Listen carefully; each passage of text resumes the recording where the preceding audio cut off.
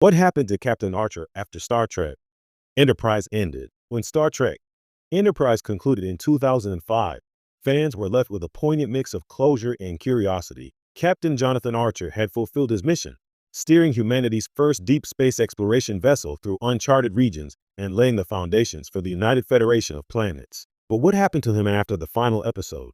These are the voyages.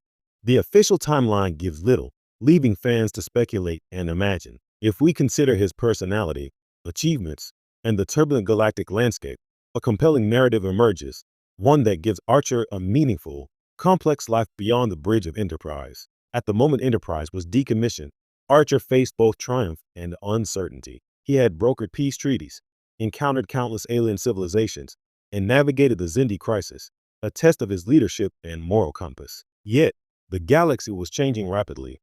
Earth was on the cusp of joining a broader interstellar community, but the Federation was still decades away from fully forming. For Archer, retirement on Earth, quietly settling down after years of life or death missions, seemed almost too tranquil for a man of his ambition and curiosity. It is likely that Archer, ever the explorer at heart, turned his energies toward the final frontier in a different form. History tells us he became a key figure in early Starfleet development, helping establish protocols for deep space exploration and diplomatic relations. Unlike his predecessors in Starfleet, who often remained on Earth's administrative tracks, Archer preferred hands-on involvement.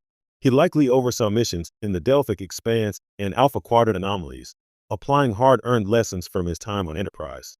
His signature approach, balancing diplomacy with pragmatism, made him an invaluable advisor to the next generation of captains. But Archer's post-Enterprise years weren't solely defined by work.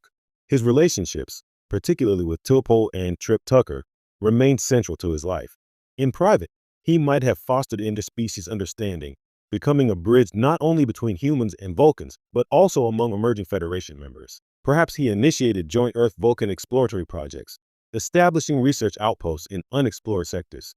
With Trip likely continuing his engineering innovations, Archer could have been a guiding hand, mentoring young officers in technical ingenuity and moral responsibility alike. One of the most fascinating possibilities is Archer's role in shaping interstellar politics. By the time of Star Trek, the original series, the Federation had become a powerful and unified political entity, but in Archer's era, alliances were fragile. He may have become a key diplomat, known for solving conflicts with both pragmatism and an unwavering ethical code. The enduring human relations, early Klingon engagements, and even Romulan encounters might have all been influenced by Archer's experience and foresight. The seeds of diplomacy he planted could explain the relatively stable Alpha Quadrant during later Starfleet missions. Yet, life after Enterprise would not have been without personal challenge. Archer had seen the cost of exploration, the loss of crew, the betrayal of allies, and the weight of command decisions. It is plausible that he struggled with the quieter moments of post-command life, wrestling with memories of lives lost and the vast loneliness of space. His journals, rumored to have been extensive, may have chronicled not only strategic insights, but also deeply personal reflections. These writings, eventually archived in Starfleet Academy, became guidance for future captains, offering lessons not just in leadership, but in resilience and ethical judgment.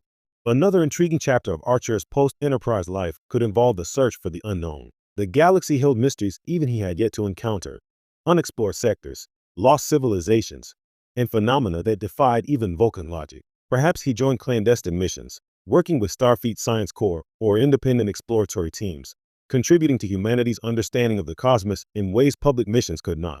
His reputation as a captain who could solve impossible crises made him the ideal candidate for such endeavors. Even in retirement, Archer's influence would ripple through history. His pioneering strategies in warp technology, starship design, and interstellar diplomacy set the standard for future captains. New explorers, from Kirk to Picard and beyond, were guided, directly or indirectly, by the foundations he laid. In essence, Archer's legacy was not merely the adventures of Enterprise, but the enduring framework of Starfleet itself. In imagining the final years of Jonathan Archer, one sees a life that balances adventure, mentorship, and diplomacy. He may have eventually returned to Earth for a well-earned retirement, perhaps settling in the American Southwest, reflecting on a lifetime of exploration while watching new generations of Starfleet officers carry the torch. Or, more fittingly, he may have,